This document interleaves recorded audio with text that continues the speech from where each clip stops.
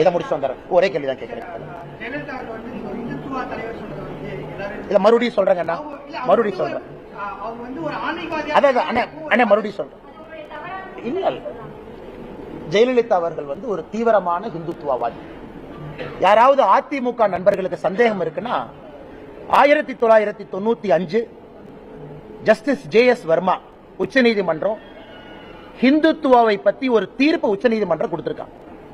அந்த தீர்ப்புக்கு பிறகு அந்த தீர்ப்பை இன்னும் யாரும் ஆராயல. Last standing verdict on Hindutva 1995.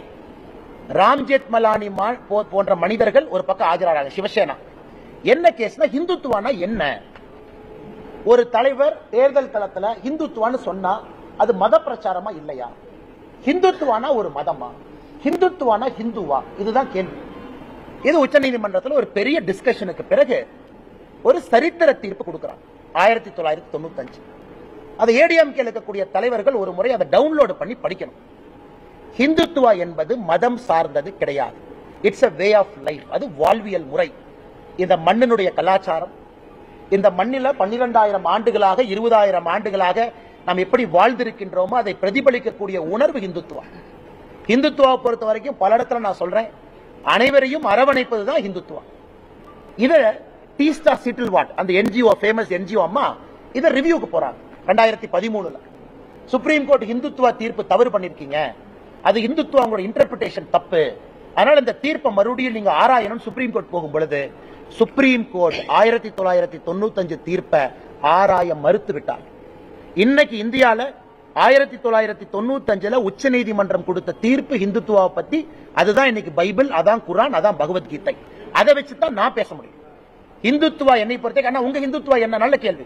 ஏன் இந்துத்துவா எல்லாரையும் அரவணைக்கும். இன்னைக்கு நான் ஜெயலலிதா அம்மாவை பத்தி சொல்ற கேள்வி.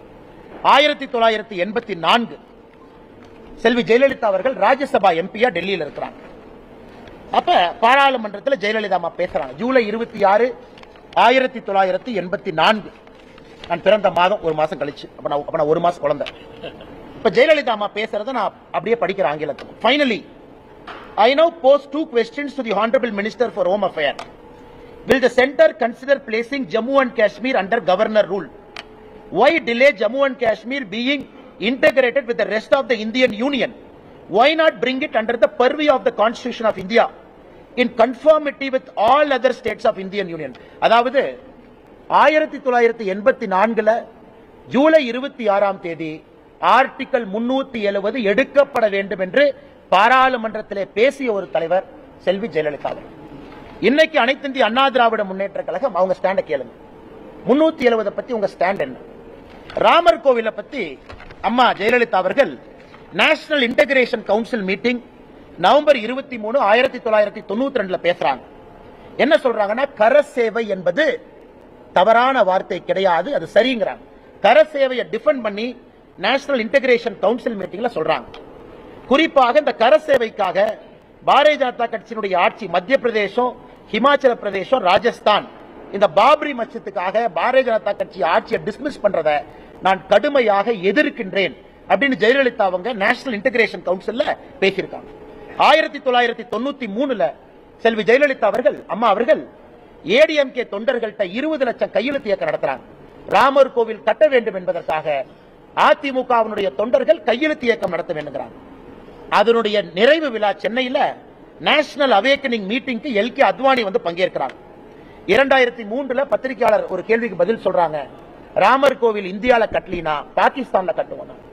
ஆனா இன்னைக்கு அந்த கட்சியினுடைய தலைவர்கள் என்ன சொல்றாங்க, முட்டி வலி அதனால ராமர் கோவிலுக்கு போக மாட்டேன், இடுப்பு வலி அதனால போக மாட்டேன். அதனால இதெல்லாம் கம்பேரிசன் பண்ணி சொல்றேன். அடுத்தது uniform civil code 2003 uniform civil கோடுக்கு அம்மா ஜெயலலிதா அவங்க சொல்றாங்க, it is very much necessary for a multi religious country like India rendering equality to all. பொது சிவில் சட்டம் என்பது வேண்டும் என்கிறாங்க.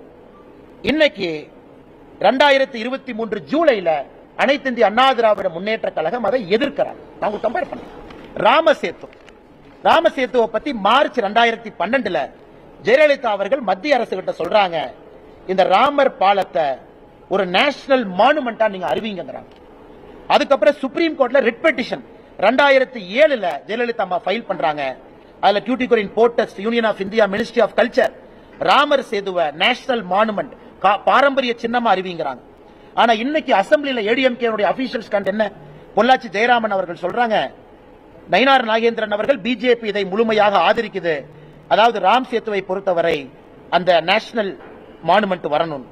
ஜெயராமன் அவங்க சொல்றாங்க, இந்த ப்ராஜெக்ட் நாங்க ஸ்டடி பண்ணுவோம், ஸ்டடி பண்ணிட்டு அதனுடைய சாதக பாதகத்தை பார்த்து அதன் பிறகு முடிவெடுப்போம் அப்படி. அதாவது அம்மையார் ஜெயலலிதா அவருடைய கொள்கையிலிருந்து நான் இன்னும் ஆன்டி கன்வர்ஷன் லாக்குள்ள போக விரும்பல. ஜெயலலிதா அம்மா 1991 வேத பாடசாலை தமிழ்நாட்டில் உருவாக்கினாங்க. அதுக்குள்ள நான் போக விரும்பலீங்க. அதனால யாராவது ஏடிஎம்கே நண்பர் இதை அப்போஸ் பண்றாங்கன்னா விவாதத்திற்கு பாரதிய ஜனதா கட்சி தயாராக இருக்கிறது. ஒரு எஸ்டிபிஐயோட நாங்க கூட்டணி வச்சிட்டோம் அப்படிங்கிற ஒரே ஒரு காரணத்திற்காக மாத்தி பேச வேண்டிய அவசியம் அனைத்து இந்திய அண்ணா திராவிட முன்னேற்ற கழகத்தில் இருக்குமே தவிர எங்களுக்கு இல்ல. 1993 RSS அலுவலகம் இதே சென்னையில பயங்கரவாதிகளால் குண்டு வெடித்து தகர்க்கப்பட்ட பொழுது அதை ஜெயலலிதா அம்மையார் அவர்கள் RSS அலுவலகத்தை முழுமையாக கட்டி கொடுப்பதாக சொன்னார்கள். தமிழகத்தினுடைய RSS அதை மறுத்தது. நாங்களே மக்கள்கிட்ட பணம் வாங்கி கட்டிக்கிறோம், அரசு பணத்திலே எங்களுக்கு கட்டி கொடுக்காதீங்க. அரசு பணத்திலே ஒரு RSS அலுவலகத்தை கட்டி கொடுப்பேன், குறிப்பாக பயங்கரவாத தாக்குதலுக்கு பிறகு ஜெயலலிதா அம்மா சொன்னாங்க. இப்ப நீங்க சொல்லுங்க, நான் ஜெயலலிதா அவர்கள் இந்துத்துவவாதி என்று சொல்வதிலே என்ன தவறு?